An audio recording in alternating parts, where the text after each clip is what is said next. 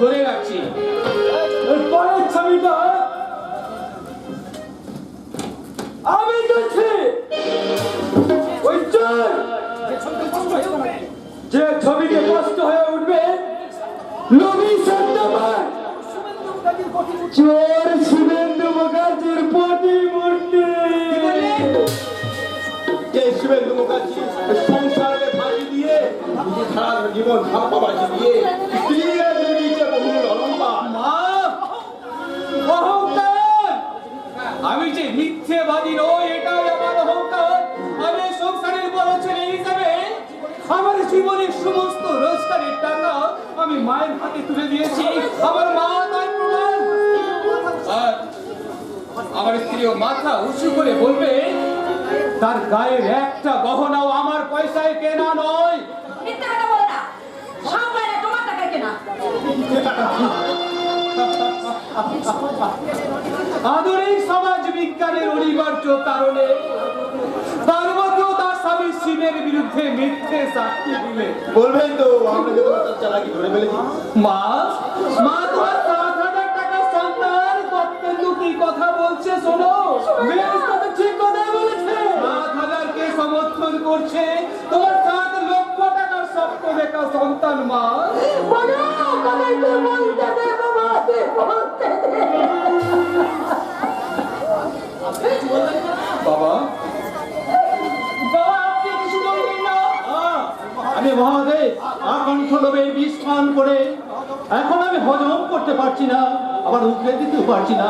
তাই সবটুকু লালসার বিষ নিজের কণ্ঠে ধারণ করে নীল কণ্ঠ হয়ে প্রতিবাদহীন বোমা হয়ে গেলাম।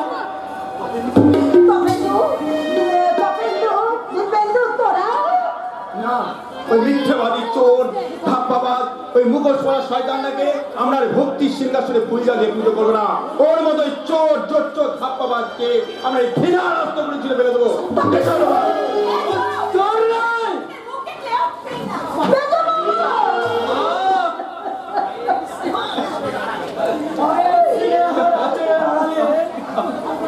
আত্মগোপন করে তুমি পরিত্রাণ পাবে না। আমাদের বিশ্বাসের সোনা যে তুমি তছরূপ করেছ তারপরে কি উপায় হিসেব আমাদের চাই, তুমি ভুলে যাও না। আমার পেশা হচ্ছে চোর ডাকাত কি পবিত্র, পবিত্র তুমি মাথা নিচু করে দাঁড়িয়ে আছো কেন ভাই? তুমি কিছু বলবে না? না, পবিত্র আজ পাপি হয়ে যায় বাবু। সুখের সোনালি স্বপ্ন দেখতে দেখতে আমার পবিত্র হৃদয়টা নোংরা হয়ে গেছে যায় বাবু, নোংরা হয়ে গেছে। এবার এবার আমি শুনতে চাই পার্বতীর কথা। বলো, বলো পার্বতী, বলো তোমার ভালোবাসার, তোমার হৃদয় ছিল আমার ভালোবাসার একমাত্র বাসস্থান। গহনা লোভে তুমি আমার সেই ভালোবাসার বাসস্থানটাকে কেন ভেঙে চুরমার করে দিলে? অনেক সুখের আশায়, অনেক শান্তির আশায় একটা স্বপ্নকে জীবন দান দেবো। ভুলে যাও পার্বতী, ভুলে যাও। তোমার স্বপ্ন আমি ভেঙে দেবো, তোমার সুখ শান্তি আমি কেড়ে নেব। গয়নার লোভে আমার চরিত্র আদর করেছে, পাপ তুমি করেছো। তোমার জীবনের শ্রেষ্ঠ গহনা এই সাকাল সিঁদুর দিয়ে তোমাকে সেই প্রায়শ্চিত্ত করতে হবে। তোমাকে সেই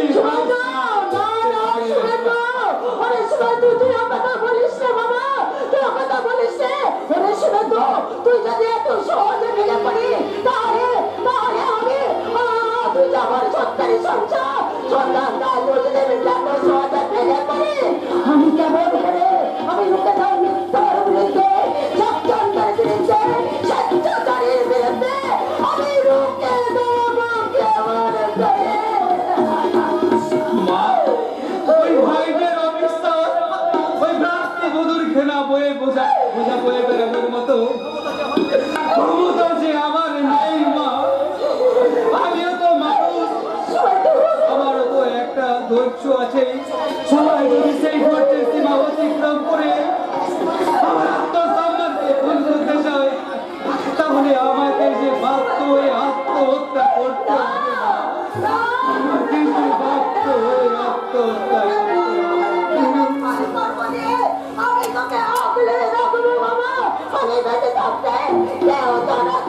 সম্মানে আঘাত করতে পারবে না রে বাবা।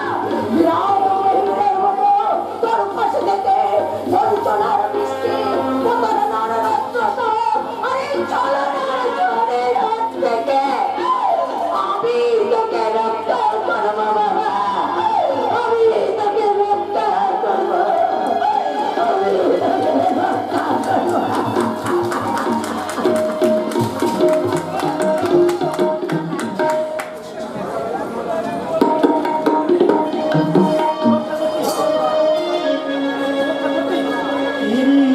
ধারিণী তুষার সিন্ধু সবুজে মাখানো তোমার দেশ। তোমার মা তুমি, তোমার রূপে নাই তো শেষ।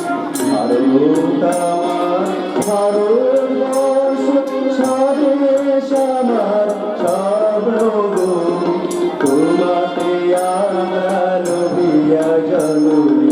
ধন্য হয়েছি ধন্য গো, ধন্য হয়েছি ধন্য গো, ধন্য হয়েছি ধন্য গো।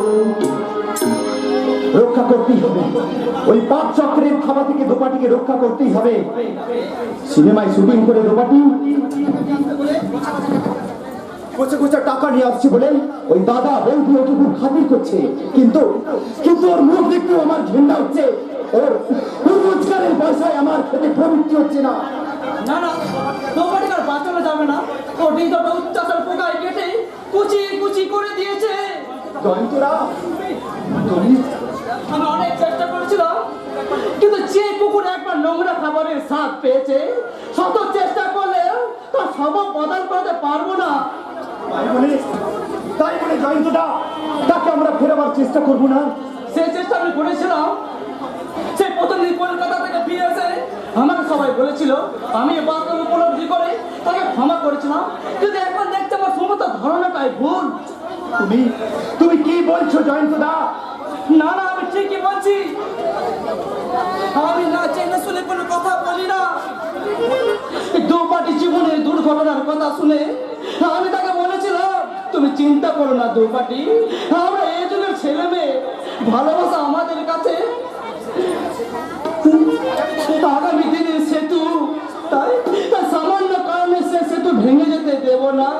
তুমি ফিল্মের চাকরি ছেড়ে দাও। তুমি সে তো চাকরি ছাড়তেও চেয়েছিল, তুমি তুমি চাকরি পেয়েছো শুনে দোপাটি হাসি খুশিতে মেতে উঠেছিল, কিন্তু কিন্তু আমার ওই অর্থবিশ্বাস দাদা আবার তাকে জোর করে ঠেলে দিয়েছে ওই পথে। দোপাটি দাদা, তুমি তাকে আটকাতে পারছো না। কি করে পারবো জয়ন্ত? আমার আমার এই বেকারত্বের ধামা যে আমাকে সব শেষ করে দিয়েছে। কিন্তু আমি তো এখন আর বেকার নেই, পুলিশে এই স্পষ্টে চাকরি পেয়েছি। ইচ্ছে করলে দোপাটিকে তুমি ভুলে যেতে পারো জয়ন্ত, কারণ দোপাটির এখন ধর্মদার মতো অখণ্ড অফিসার কোথায়? তার হাতে এখন কত ছবির অফার। একটা নতুন ভক্তিমূলক ছবিতে কন্ট্যাক্ট করার জন্য পূর্ণিমাকে এন্টারপ্রাইজের মালিক নিজে তাকে গাড়ি করে নিয়ে যেতে আসছে। আপনি কি সেই জগদীশের কথা বলছেন? কেন তুমি চিনতে পারছো না? কি করে চিনবো? আপনার পোশাক আশাক পাল্টে যাওয়ার সঙ্গে সঙ্গে আপনার কথাবার্তা যা আছে পাল্টে গেছে। বেলা যখন 9টা বাজে তখন কি আর ঘড়ির কাটা 6টার ঘরে থাকে? না, থাকে না জয়ন্ত। আর সেজন্যই বুঝি তোমার ওই হাতের বিড়িটা সিগারেটে রূপান্তরিত হয়েছে। আর আর সেজন্যই বুঝি ছাঁটাই করা চুলবিলের চুনিকে আর ম্যাচ করা প্যান্ট শার্ট হেঁটে পাওনাদার বের হয়েছে, বাজারে বেরোতে পারে না। আজ তার বাজার করার ধুমতে জিনিস আর ধরে না। তুমি কি জানো দাদা, তোমার এই জীবনের ঘড়িতে একদিন বেলা 12টা বাজবে বাজবে বাজবে। গং গং করে জেলখানার ঘড়িতে রাত 12টা বাজলো। বরিশালের জেল, বিপ্লবী হেমচন্দ্র ঘোষের নির্দেশ, ব্যারিস্টার বিএ মিত্রের নির্দেশ, যেমন কই হোক জেল থেকে পাঠাতে হবে। তাই আমি আর রহমত ভাই ঠিক এমনি করে এই হামাগুড়ি দিয়ে পৌঁছালাম জেল ফটকের সামনে। সরকারের সেন্ট্রি যখন ঘুমুচ্ছে, আমি আর রহমত ভাই ঠিক এমনি করে ঝাঁপিয়ে পড়লাম। ব্রিটিশের পা যাবো ওই সেন্ট্রির ঘাড়ে। সুখের সংসারের পাহারাদার জগদীশ দত্ত, তুমি তোমার এই মিথ্যে সুখ বেশি দিন পাহারা দিতে পারবে না। থামুন, পাগলামি করার জায়গা পাননি। পাগলামি আপনি করছেন জগদীশ দা। জয়ন্ত, তুমি সুখের নেশায় বাদ মাতা হয়ে গেছো দাদা। মুখ সামনে কথা বলবি নীতিশ। তোরা আমাকে যে পথে টেনে নিয়ে যেতে চাইছিস, আমি সে পথে পা বাড়াবো না। কদম কদম বাড়ায়ে যা, খুশিতে গীত গায়ে যা। দাদা, একদিকে ঝাঁসি রানী লক্ষ্মীবাই, অন্যদিকে ভালোবাসা শেখ মোগল সম্রাট বাহাদুর শাহ। একদিকে রানী বলছে मैं झांसी दूंगी नहीं। আর অপর দিকে সায়েন্সা বলছে দানব গামলায় যা হুঁশিয়ার।